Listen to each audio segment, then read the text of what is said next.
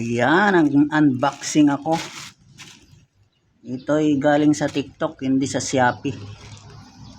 Kasi nandito ako sa province. Hindi pwede yung aking Shopee. So, yung TikTok sa aking anak ito. So, kararating lang. So, aking bubuksan.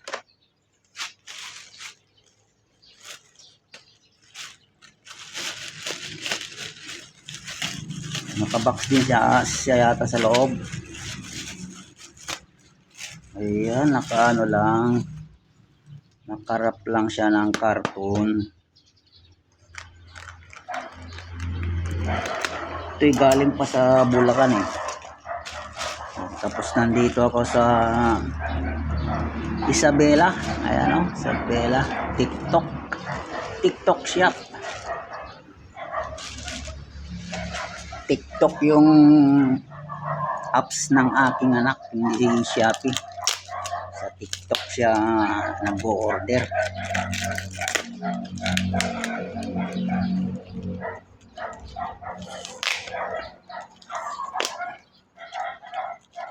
Hindi siya naka-bubble wrap, naka-karton lang siya, binalot sa karton.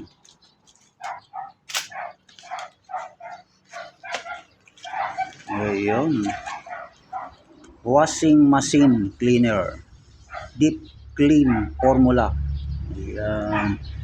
Kung maalala nyo yung aking video nung nakaraan na nilinis ko yung washing machine ni Mrs. na automatic washing machine. Nilinis ko yun ng powder na ano, yung anong tawag doon, nakalimutan ko na.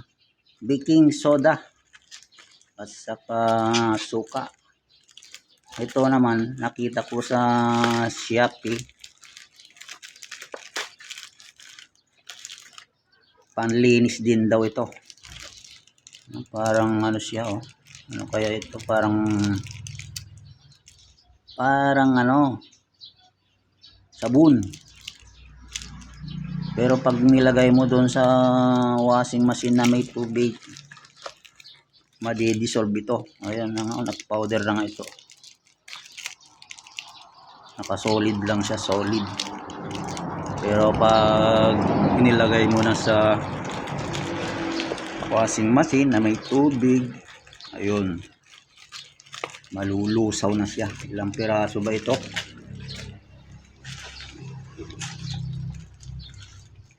Ilang piraso?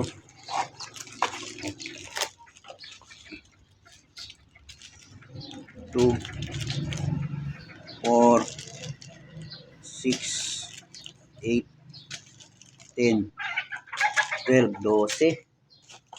So 12 lahat ito. Panlinis ng automatic washing machine. Ayan o. Pag maglinis, para ka rin nagwa-washing, ilalagay mo lang to, pero hindi mo lalagyan ng mga damit.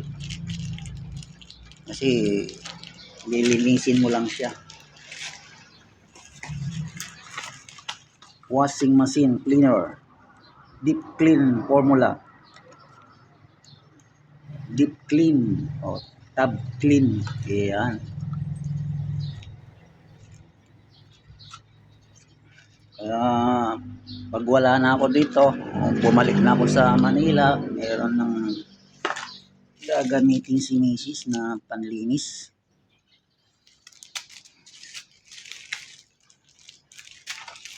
Effective naman kaya ito.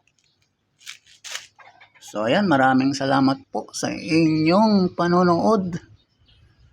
Mega love shoutout po sa inyong lahat. Bye bye.